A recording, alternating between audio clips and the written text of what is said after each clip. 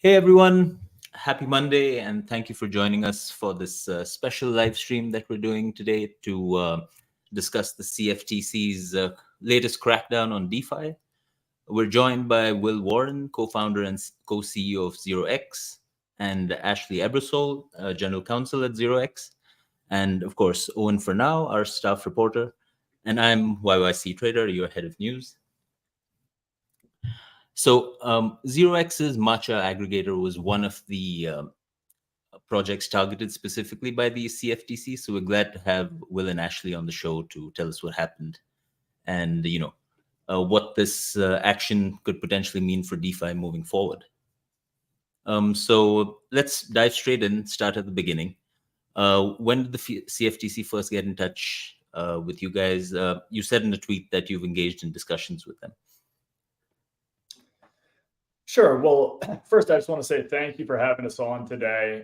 It's great to be with you all and with your listeners and to discuss, what for us are very recent and pertinent issues. I'm Ashley Ebersole, and I, like you said, am general counsel here. I previously was with the Securities and Exchange Commission here in Washington, D.C. for about 5 years, where I was part of the working groups internally that were looking at the agency's approach to the crypto space. So I've been on the regulatory side as well as law firms and now with ZeroX.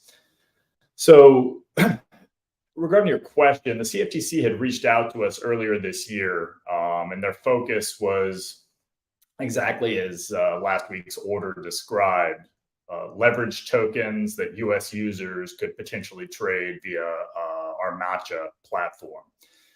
The CFTC views these tokens as derivatives that are within its jurisdiction. It does not have jurisdiction over the spot market in tokens that are not, derivatives in some way. So the fact that these offered a multiple return gave them, a derivative feature that the CFTC was focused on. I think after discussions with the agency and the staff there, as well as our lawyers, we determined to settle a case on terms that we could live with and that we thought could advance DeFi's stance with the agency. Our main takeaway is that, we're a nascent industry in Web3, and we're figuring it out alongside regulators. And at this stage, there's always some tension between the innovators and regulators that have the laudable duty of looking out for our users. It's uncharted waters on both sides, and we always knew that there would be challenges with regulation as we grew. That was expected as this space expanded. This is part of the journey for ZeroX and Matcha. We're glad that we were able to address these issues with the CFTC and that it was just a friction point, and that we, at Matcha and ZeroX more broadly and the entire industry, including the other entities that were part of that order, are walking away, intact, operating, and with greater clarity. So all in all, we have a very positive outlook for the future. We're operational on Matcha, and Matcha does have some tokens that are now restricted for trading by U.S. persons. But beyond that, everything's running as usual. So, check out matcha.xyz and see for yourself. Yeah, oh, go ahead. Oh, I'm just trying to get it's Monday morning. I'm trying to get the groundwork back in my head. Sure. So like when you say restriction for US persons, is that done via VPN, I would assume, or like kind of based on IP address? Is that how you restrict? And if we're getting into details that we can't discuss, let me know, but is that how you restrict based on jurisdiction? Yeah, I mean, look, certainly. Sorry, yeah, go ahead, Paul. Yeah, I can jump in and share like a little bit more context about like kind of how we were engaging with the CFTC and kind of the outcome. Mm-hmm. But yeah, before digging into it, just want to echo Ashley's points that yeah, Web3 is a nascent industry, and we are figuring this out right now. So are the regulators, and we're trying to figure out how to make things, make things work. Mhm. And it's challenging. Yeah. And in particular, so for Matcha, I guess like before kind of talking about how, how we responded to the order, like what processes we put in place, I think it's worth kind of highlighting, like, first of all, like what is Matcha and how does it work? Yeah. Because, the processes that we put in place also are kind of related to how Matcha is designed and how it works. And so Matcha is a DEX aggregator built by 0x. Right. It is, a tapping into like 100 plus different decentralized exchanges and different liquidity sources that exist across various blockchain networks. It supports 8 different EVM blockchains. It, will figure out how to, find the best path through all these liquidity sources in order to help users kind of find the best price that's out there in the world. And yeah, more recently we introduced like a gasless trading mode that kind of helps users avoid kind of reverted or failed transactions, and also kind of embeds MEV protection. But like one of the things that's really interesting about Matcha is that, it is kind of similar to a block explorer. So, in the same way that like Google kind of crawls and indexes every single website that exists out there on the internet, Matcha crawls and indexes every single ERC20 token that exists on top of the different blockchains we support. And if someone goes and deploys a new token, we'll detect that, pick it up, and you'll be able to search for that token on Matcha within minutes. So Matcha really isn't like a curated front end experience where we're picking which tokens users can access. It really is like a block explorer. It's a window into what exists on the blockchain, both in terms of tokens and liquidity. And this is it's challenging because on one hand, Matcha offers like the widest token availability in the entire market. There's like over 4.5 million tokens that you can search on Matcha. But the challenge here is that since we're providing a window into what exists on the blockchain, we don't necessarily control which tokens people decide to deploy. We don't necessarily understand what those tokens represent. And so kind of curating access to these tokens is a challenging issue. The good news is that there aren't any public guidelines on how to approach this problem of providing a window into the blockchain, but doing so in a compliant way. Tokens can represent anything, and they can be deployed by anyone permissionlessly. So when the CFTC approached us, they said like, look, this is an issue. We have identified some of these assets that you can't be offering these to U.S. people. And so essentially what we did is we drafted a proposal, and it's a process for kind of automatically detecting and flagging leverage tokens within Matcha, and then that would allow us to kind of restrict trading access for U.S. people. And we shared this proposal with the CFTC for review and feedback. And we received constructive comments back from them. Obviously, we didn't kind of receive like a formal blessing or any sort of like no action letter, but we did receive kind of a positive response, and they acknowledged that we were quite responsive to their concerns and putting like putting kind of corrective policy in place. And yeah, so that's kind of how things played out. They approached us. They said, look, this is a problem. You can't be offering these tokens to U.S. people. Fix it. And we put together a proposal and worked with them to find something that would mostly satisfy the realities of the product we're building, but also the law. Yeah, Fair enough. that was actually, going to be my next question as well, because I've been using Matcha for a long time. Love it. The UX is amazing, and especially, with these illiquid tokens that we trade these days and gas fees going up, it's a lot easier to use limit orders and, leave them. So that's exactly the thing, right? Like you said, anyone can deploy a token. I can go on Matcha, just paste in the contract address and start trading it immediately. So there's obviously going to be a lag between, you guys discovering that, oh, this could be a leveraged or margin token, and then blocking it from US users.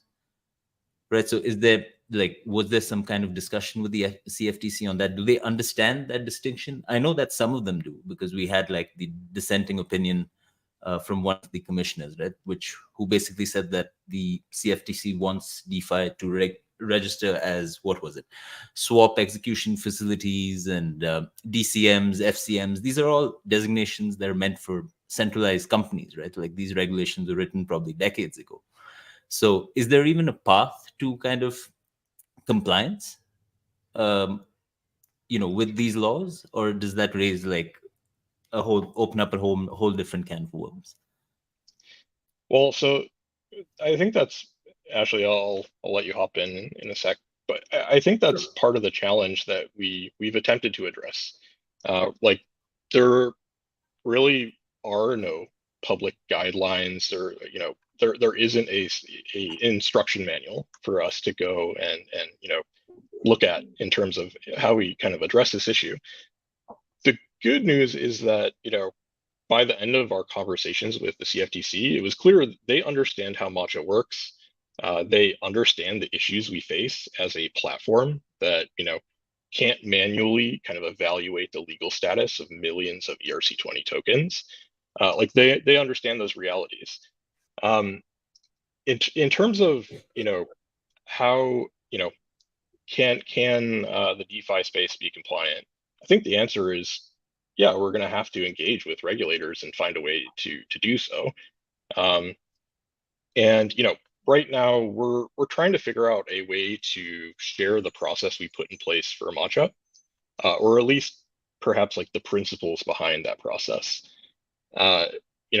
It's a very sensitive issue, and so we need to be careful about how we approach this, and we're working through it now. And we're going to be engaging with other players in the industry, like the Blockchain Association, and kind of figure out how we can approach this issue as an industry. Yeah. But yeah, I'll pause there, and yeah, Ashley, if you have anything else to add.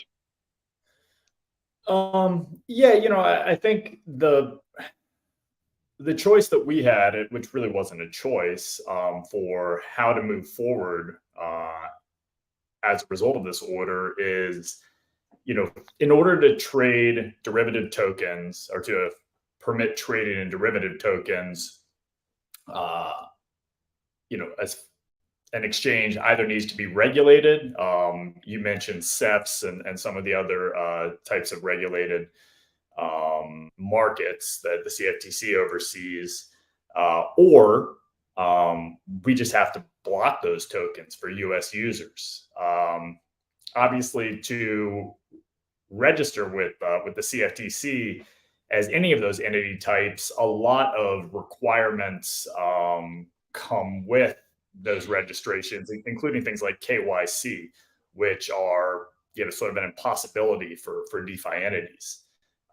So we went the other path and decided to design and implement a system that we thought we could live with, and that would achieve the aim of preventing, as best we can, and it's showing some good effectiveness at present, trading in regulated instruments by US users. So that is the direction we went.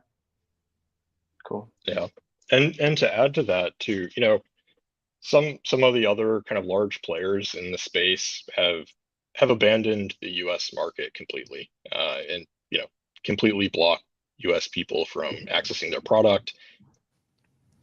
Despite the fact that it is challenging to operate as a US company and serving users in the US, we're going to do it. Crypto is a global phenomenon. It's going to play an important role in the future, and the U.S. is going to be a part of it. And so, it's while it can be kind of challenging to navigate the current space, not a lot of regulatory clarity combined with regulation through enforcement. It is challenging to be a company operating here, but it's too important to us. And yeah, we're going to continue to ensure Matcha is available to U.S. people, but in a compliant way. Cool. Yeah, I would definitely imagine that. I mean, I can only begin to think of designing a system that would be able to ascertain whether a token is indeed a leveraged or margin token. And I mean, kudos to taking that on, because that, doesn't sound very fun in some ways, of figuring out a system to make that happen.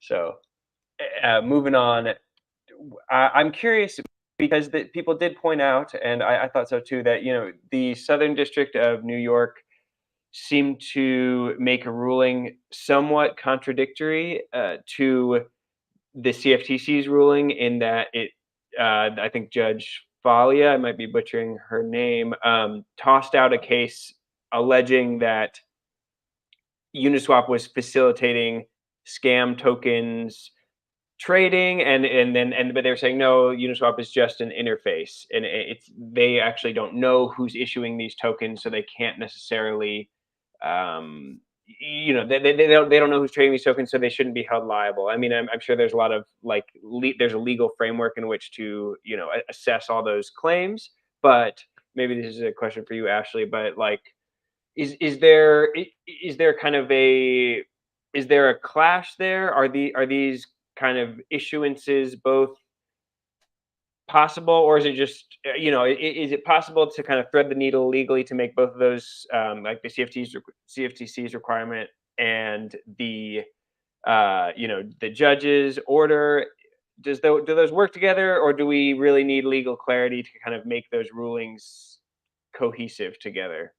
Kind of a long-winded question, but sure. No, it's a difficult question. Yeah. Because you do have the Risley v. Uniswap order from fairly recently. I mean, obviously, we were pretty far down this road by the time that came out, but even all the same, that's in the Southern District of New York. It's in a different context.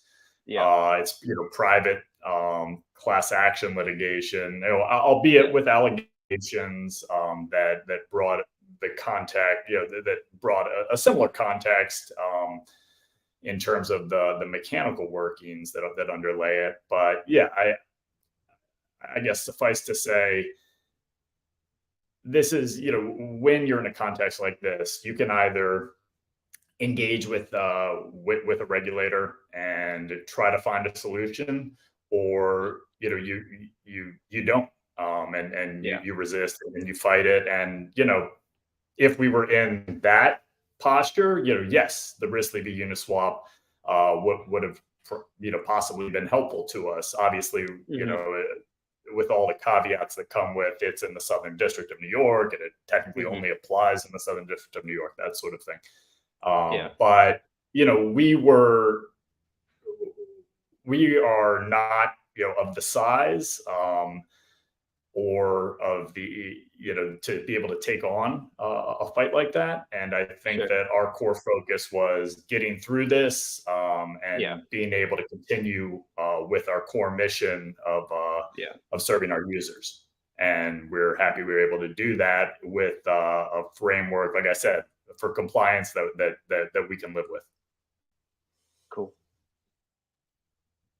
Yeah, I'm glad that you're still looking to stay in the US and push the industry forward, because in traditional banking we've seen this over the years, right? If you're outside the US, no one wants to touch you if you're a US citizen. You don't want to open a bank account, don't want to deal in your investments. How much ever, like if you're extremely wealthy, sure, but other than that, we don't want to see DeFi go down that same path, right? Yeah, of course not. I mean, I think I think we have to. I think it's worth kind of calling out what's at stake here. You know, we have a global financial system that, you know, isn't perfect. It has flaws, it has inefficiencies, lots of middlemen, very fragmented. And, you know, decentralized finance or, you know, blockchains, they have the potential to serve as like a powerful equalizing force for the world. If anyone with an internet connection can plug into a, you know, kind of global open financial rails, that is something that could be very good for a large percentage of the global population, including people in the US. And, you know, it's worth fighting for. Um, at the same time, you know, I think laws will have to, you know, evolve with this disruptive new technology. The laws weren't written with blockchain technology in mind.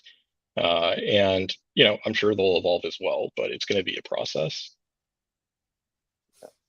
And how would you say it seems like this whole year has been, you know, I mean, I'm working on an article right now about the CFTC's ruling, and it's just been such a roller coaster. I mean, judges, legislation, enforcement actions. Like, I guess, how would you characterize the changes over the past couple of years? Because I remember, I mean, it was the Wild West, and now it seems like as DeFi is starting to scale and try to become solidly useful to maybe the average user. I mean, is this just is this I mean, it seems like this is this like an inevitable battle, and how has I don't know, how would you say the discussions have changed? Because it seems like I'm seeing more and more, like you said, the CFTC kind of understands what's at stake. They understand what Matcha is. It seemed like Judge Falia understood what Uniswap is. Like, is the discussion changing from people not knowing what's going on to knowing what's going on and starting to wrestle with what clarity looks like now that everyone is somewhat on the same page, at least about what's happening? Yeah, I mean, both you guys have been around for a long time, so yeah. Yeah, you know, maybe I'll start on this. Just, I think whatever your view of regulation, it's just a fact of life. Yeah. The more successful Web3 becomes and DeFi becomes, you know, the more attention it's going to get, and the more there's going to be a need to engage with regulatory requirements. Yeah. And you know, I think that's true on the regulatory side as well. Yeah. You know, I think our hope is that we're, you know, through the CFTC action, we were able to work to a solution that, you know, like I said, we could live with, and that was acceptable to the agency. You know, ideally, going forward with excuse me, in any other regulatory context, we can handle that at the regulatory level rather than the enforcement context. And you know, I think the entire Web3 space would love to work alongside regulators to get a system in place that actually, you know, is feasible for them. Right. Whether that happens or not, you know, I don't have a crystal ball, but Yeah. you know, otherwise, I think you will continue to see a lot of what you've seen. But like you said, these get to, there's the regulatory level, and then there's the court context. And as you said, you know, some of the court rulings are recognizing things that or views that have been advanced by those in our space and those in the larger digital asset space, and saying, you know what, there is something to what that entity is saying, and here's why that changes the analysis. It would be great if we can get ahead of that from a regulatory perspective. So we will see. Hopefully it goes that direction. Yeah. Yeah, it seems complicated how, yeah, I mean, just as a non-lawyer, like, yeah, just understanding how all these agencies move in parallel seems, you know, I mean, just like kind of confusing, you know, what's happening while the SEC and the CFTC are doing what they're doing, the courts are doing what they're doing, legislators are doing what they're doing. It's very, and, you know, everyone has a slightly different understanding of what's happening. So anyways, I think YYC is next question. Yeah, just wanted to ask, there's a general belief in the industry, or at least there has been, that the CFTC would be or is a better regulator for crypto than the SEC, just given the high profile actions, etc. But, given this latest action, do you think that, first of all, do you agree with that sentiment? And do you think that this action changes that at all, or?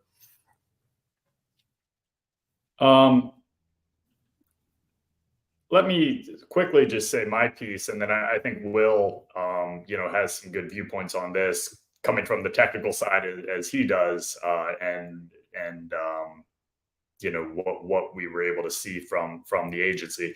But obviously there's not the CFTC's jurisdiction, as I said, is only for it's not for the spot market. It could address fraud or other manipulation in the spot market, but in order for them to squarely have regulation where you've got to talk about regulated entities and that sort of thing, it needs to be over derivatives on spot market crypto assets. So, whether or not they are the right regulator or not, there is an opening and,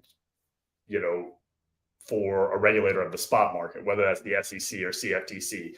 I guess what I would say, and curious to get Will's take afterwards, is the CFTC staff that we dealt with were tough, but reasonable. And our engagement with them, I think ultimately, can only be characterized as constructive. I was at the SEC, obviously. I know great folks there. We have not dealt with that context at this point, but we can only hope that they are similarly reasonable and constructive if ever we do cross paths. So, Will, anything from your observation? Yeah. So I think it's a tricky question because it's kind of hard to say like which regulatory agency would be the best one to regulate crypto, because crypto is so many things. And yeah, like kind of one of the core thesis behind 0x protocol, my co-founder Amir and I started working on this back in 2016, and that kind of core thesis is carried all the way through to today with Matcha. We think that all forms of value are going to be tokenized on public blockchains like Ethereum. So billions of tokenized assets ranging from like kind of traditional like stocks and startup equity and derivatives and bonds and fiat currencies, all the way to like video game items and NFTs, reputation points. And tokens are an abstraction that really can represent anything. And there are probably verticals or kind of segments of tokens where it really does fall within the jurisdiction of like one regulatory body versus another. And there's probably going to be like new innovative use cases for tokens that like we haven't contemplated yet. And that I don't know who should regulate these things, like, or if they should be regulated at all. What about NFTs? So I don't know if I directly answered your question, but I do think that like the space as a whole is so broad, and it's really kind of hard to map it to a single individual regulatory body. Yeah, that's helpful context. I mean, just to help understand what we're working with, right? Because I think mapping is the key word, trying to understand how this unifying system fits into these regulating bodies seems complicated to me. I think it's complicating for them and for us and for everyone involved. But I think that's just the nature of disruptive new technology. Yeah. Maybe a good segue into just asking: Are there events on the horizon? Maybe this is more for you, Ashley, but either or. Are there events on the horizon that you see as kind of giving the next boost of? I mean, everyone says regulatory clarity. Are there things you're looking at, like a new, people say new head of the SEC? I know there are some major bills moving through Congress right now. Are there major events that the casual or just, the focused crypto investor should be paying attention to moving forward? Well, I guess I'd say I'm not the one to look to for investment advice. Okay, yeah, not but- investment advice, just like Sure. No, I understood. Yeah. I just many reasons not to do that. But Yes. I think, look, as was referenced earlier, the past few months, really this summer, there were some court decisions that came out that were I think laid down principles that will advance the digital asset space, the DeFi space, as long as they stand. And they were, or those same decisions were probably setbacks for the SEC's enforcement agenda. But that said, I don't have a feeling that the SEC is still here. It's still very, very active, and we'll see what ultimately happens in those decisions. But look, the way that they went was obviously the way that our industry would have preferred, rather than the alternative. And Right. I think it does provide some useful precedents for folks in our industry. There are obviously some still pending decisions. The Coinbase, the SEC case being one that probably, whichever way that goes, will bring clarity. I think that there were some very persuasive briefs written in that case, including by securities law scholars from the legal academy that made good points and did a lot of research that many people don't have the ability to do, and that could really inform this debate. So I think in the court context, there could be developments that end up being quite salient. On the legislative side, there are, as you identified, some pieces of legislation that could provide a lot of clarity. There have been, for each of the last 2 years, none has yet made it far enough to become law. So that's sort of a yet to be known what will come of that this legislative year. Hopefully, there is further clarity through in some fashion. Yeah, cool. Well, yeah, just good to know. Looking forward, because it always seems like there's these new rulings and kind of figuring it out. I always feel like I'm writing about, this is the big ruling, like the Coinbase v SEC is like the one, and then it's just hard to figure out what the varying significances of various rulings and legislative proposals and so forth. So just wanted to switch gears a little bit and talk about this Reddit post that's been kind of getting traction this morning. As a kind of fallout from the ruling, I guess this is like worst case scenario, people sounding the alarm. But basically what they're trying to say is that, US citizens will be essentially blocked from DeFi using these various tools like Chainalysis, IP, metadata tracking, stuff like that, which, most of these firms already have, right? And there's no real regulation to do with that data, like blockchain specific transaction data. I don't think is protected by any privacy statutes that I know of. Could be wrong, but just wanted to get your thoughts, on what the implications could be, because this post goes on to quote something. Where is it? A regulator should aim to identify the natural persons, KYC, essentially, right? So how would DeFi I guess, effectively block US users? I guess those processes will evolve over time.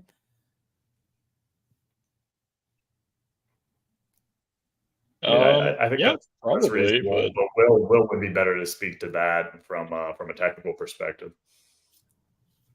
Yeah, I mean, I didn't read the post, and I don't know what claims are being made in the post. It did, kind of glancing didn't mean to through put you it on the spot. cursory. Sorry.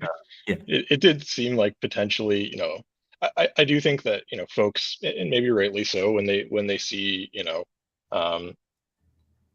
some sort of order or enforcement action in the DeFi space, they naturally get worried. And, sometimes folks do kind of go down the slippery slope and jump to conclusions that, the world is ending and, it's all over for DeFi or something like that.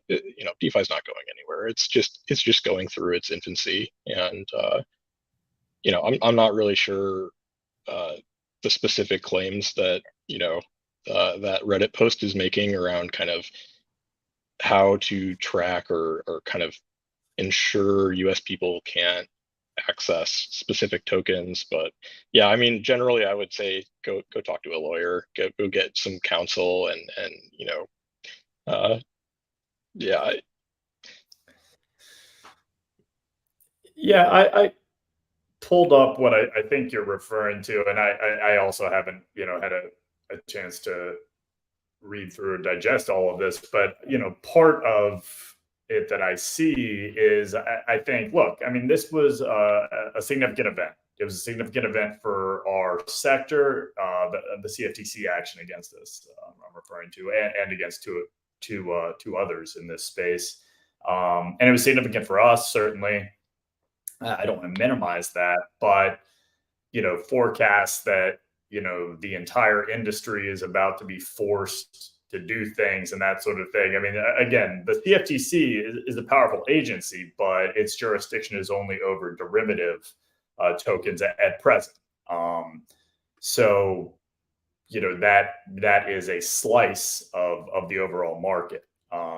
So I think based on this action from last week alone, some of the commentary here is a little bit outsized in terms of reading more broadly beyond what the CFTC actually does.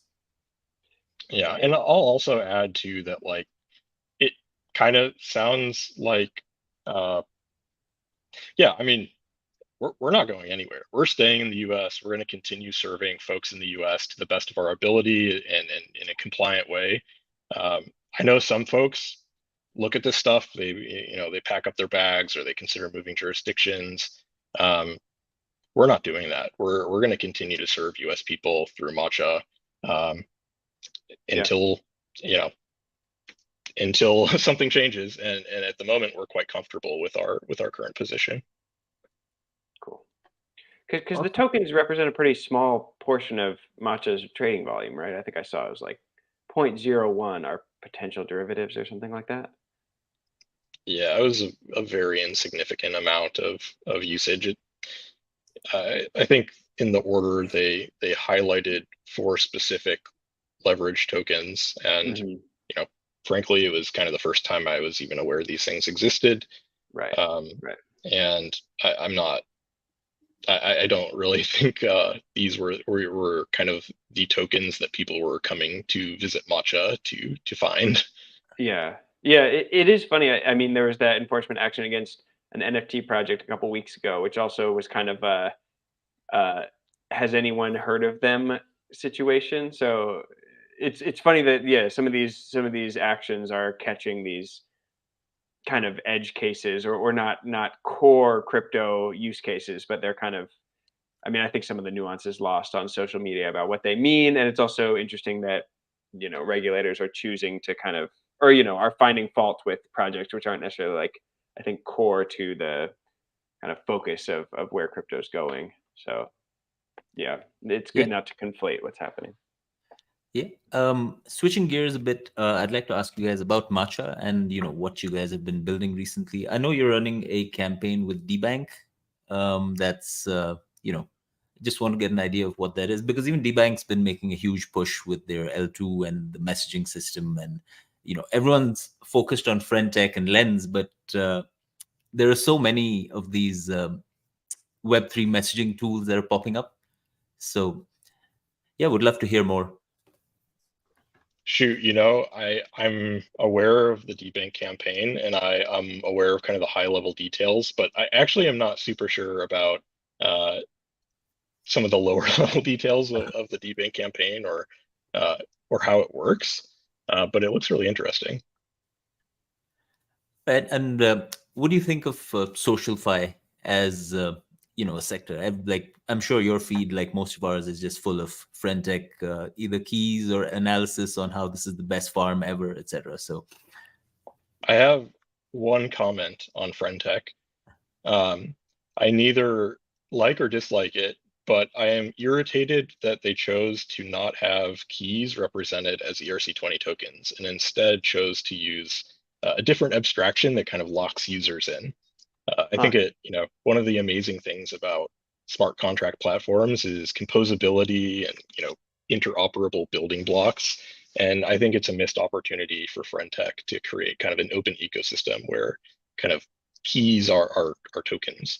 I'm guessing they probably didn't want people to find a way to get out of paying the fees, right? Because it is steep, 10% on buying and selling. That's that's basically what's, I think, keeping at least creators engaged, right? Because if your keys are highly priced, you're making bank just from trading fees.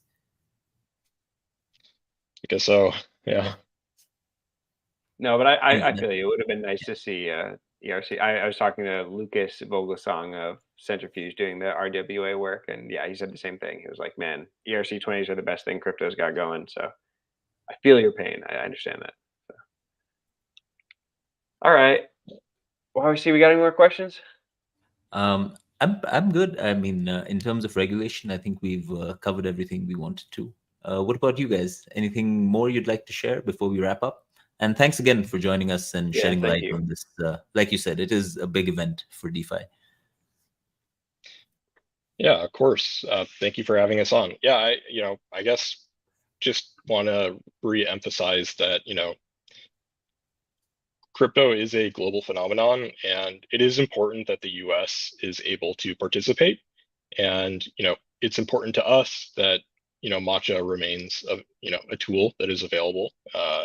And so, we're going to do everything we can to make sure that we can continue to offer Matcha to people in the US in a compliant way. And, also that, we learned a lot from this process, and overall it was a very constructive one. And, at this very moment, we're kind of working through how we can help kind of provide some of this clarity to others in the industry, and hopefully, allow this to be beneficial for others in this space. Cool. Great. Yeah, thank you. Other than that, yeah, thank you for having us on. Other than that, I would highly encourage folks to check out Matcha. I think you'll really like it. It's a very unique product experience, and you're going to get incredible coverage of tokens and networks, and the pricing is excellent. So give it a shot, check it out, and yeah, thank you. Definitely. Like I said, I've used it for a while. Just one thing that bugs me a lot is that it doesn't work properly for me on Firefox for some reason. Chrome is fine, but when I use it in Firefox, I get I can't switch the duration. I'm stuck at a 1 hour limit order I don't know why. And there are a few people who have the same issue. So just something you guys may want to take a look at. We're gonna get on this today. Hopefully, check in 24 hours, and hopefully there will be a fix. Awesome. Thanks again, guys. Great having you on the show. All right, Thank you so much.